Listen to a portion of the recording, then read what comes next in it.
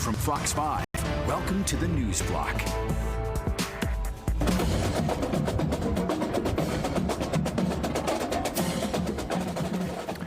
Hello on this Tuesday. We get to say Happy Veterans Day. These are the top stories on the News Block.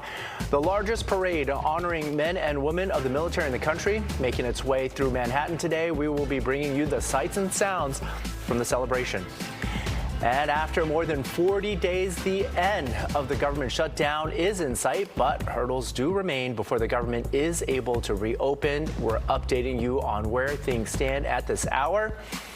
And if you blinked, you might have missed this, but we got our first snow of the season.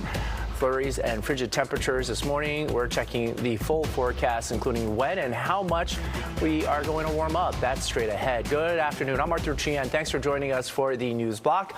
New York City sees the first flakes of the season. This is video that was shot on Park Avenue during this morning's commute, and now it seems the snow is gone, but the bitter cold and biting winds are sticking around.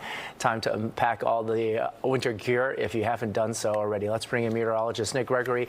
He's at the Weather Center for a look at the forecast. Hi, Nick. Hello. Yes, well, that's snow shower activity. We were talking about it yesterday. It came in earlier than expected and really did a number in parts of the area as far as just reducing the visibility. Didn't really stick all that much, right? The ground is still kind of warm, but we have had reports of a trace up to about an inch, slightly higher than that in some of the higher parts of northern New Jersey, the hillier terrain. You get towards Sussex County as well. Vernon, I believe, had about an inch and 1.2 inches, something in that neighborhood.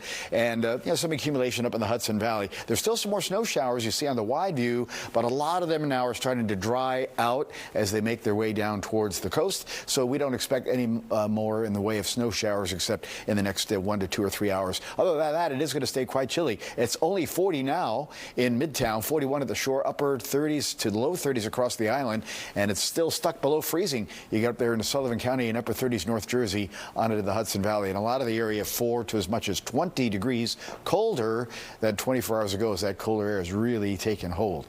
All right, so wind, that's been the other story of the day, right? Gusty, it's sustained 20 to 30 or miles per hour, 20, 25 certainly, but look at the gusts. We're still pushing 40 at Newark, gusting into the 30s, and a lot of the rest of the area. Hudson Valley there, 37 White Plains, about 36 out towards Bridgeport. So it is creating a bit of a wind chill, feeling like low 30s around town, but mid to upper 20s just about everywhere else, and only 18 up there in Monticello. All right, big view shows again the flow of air coming down from the north and west as that storm center has departed off to the north and east. So we're still going to see pretty strong westerly flow here coming up for today, and still a fair amount of clouds also in our forecast overnight. You'll see that here in our futurecast. We drop down into the upper 20s, those colder northern suburbs. Mid to upper 30s around the city and along the coast tomorrow. Probably not going to get to 50. We're going to stop somewhere in the upper 40s, 50 potentially in central southern New Jersey, lower 50s there, and more clouds than anything else tomorrow. Be some sun at times as well. Tomorrow night, not as cool, upper 30s to middle 40s, and then we should get back into the lower 50s anyway by the time we get towards Thursday, but that still is below average. Arthur? All right, something to look forward to. Thanks so much, Nick. Well, the government shutdown is well into its second month at this point. The long stalemate in Washington, however, appears to be on the verge of ending. Having passed the Senate, hundreds of U.S. representatives are now being called to return to the Capitol for a pivotal vote to finally resolve this shutdown. Fox 5's Linda Schmidt is in the newsroom right now with the latest on what's happening and when this next vote might take place. Hi, Linda. Yeah, hi there, Arthur. Well, you know, it's the longest shutdown in history, and it has now taken a major step forward to ending. House members are right now making their way back to Washington, but many are no doubt running into flight delays, just like millions of other Americans have been dealing with because of the shutdown. Now, the House is hoping to vote on that Senate bill tomorrow. Senate Republicans were able to pass their bill last night to reopen the government after 8 Democrats made a deal with them and switched their votes. Now it is the House's turn to vote on the bill. Most of the House members, however, have been in their home districts since September because of the shutdown. So we're going to have to wait and see if they make it back in time to vote tomorrow. If not, the vote would be later in the week. Now, one of the Democrats who has voted in favor of ending the shutdown since it even started October 1st is Senator John Fetterman of Pennsylvania. And today is Veterans Day, and many vets have been severely affected by the shutdown. We think about 1.2 million veterans that have food insecurity issues across our country. And with the SNAP program being halted, that added to the misery that veterans have. Millions and millions of Americans now will have their lives brought back to normal. We can only hope. New York Republican Congressman Mike Lawler from Rockland County, he was seen earlier today at the airport in Westchester County catching a flight back to D.C.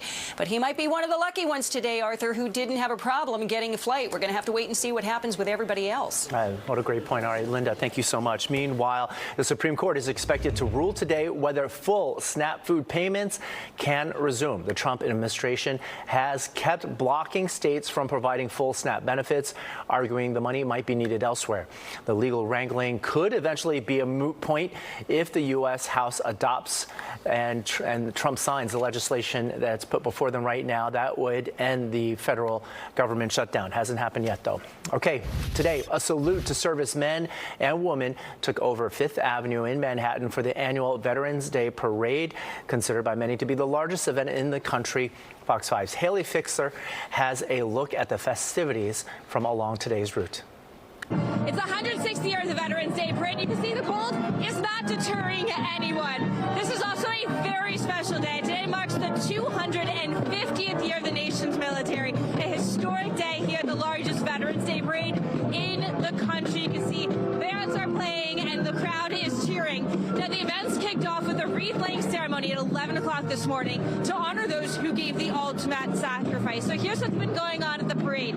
You've got 20,000 participants marching up Fifth Avenue to 48th Street, 280 marching units, 150 vehicles, 25 floats that are going to represent every military branch and era since World War II.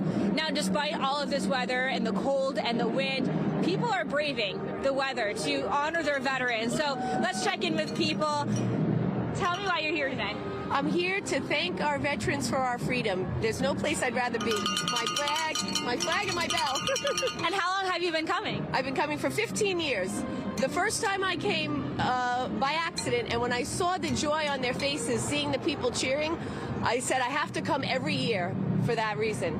Amazing. Thank you so much. So you just heard it, a very special day here. So I'm going to send it back to you in Flatiron. Haley Fixler, Fox 5 News. Oh, New York Mayor-elect Zohran Mamdani also observing this holiday, taking time out to honor veterans in the Bronx this morning. Mamdani helped distribute food to veterans along with Volunteers of America. They did so in the Parkchester neighborhood in the Bronx. He then dined with them, also took pictures with veterans. Mamdani called out the disproportionate struggles that veterans here, particularly in New York City, face. We know that in our city, the city that I am so privileged to have the honor of leading as the next mayor, that more than 200,000 New Yorkers are active or retired duty military. And we know that that same population of veterans face disproportionate challenges in finding housing in this city. And we know that it is a political choice to allow that to continue. New York City's next mayor also thanked all veterans for their sacrifices that they've made for our country. And over in New Jersey, Governor Phil Murphy celebrating Veterans Day with a special announcement of his own prior to attending a ceremony at the New Jersey Vietnam Veterans Memorial in Holmdel. Murphy pardoned 11 veterans. The governor says the move is part of his commitment to rehabilitation and respect for those who have served our nation. Several veteran groups are commending Murphy for issuing those pardons today. President Trump, meanwhile, honored Veterans Day in his own way, laying a wreath on the tomb of the unknown soldier. This was at Arlington National Cemetery.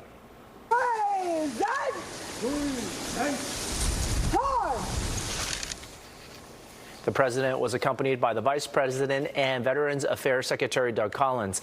The Tomb of the Unknown Soldier honors unidentified U.S. soldiers who were killed in combat. The tomb houses the remains of unknown soldiers from World War I, World War II, and the Korean War.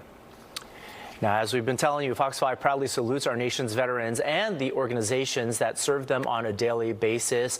It is our firm belief that our veterans deserve to live with dignity and independence and not on the streets and dealing with homelessness. That is why we made Camo our cause in support of the Honor U.S. Vets campaign. You can join us by picking up limited edition Fox U.S. Vets merchandise, making a donation, and by wearing camo on this Veterans Day.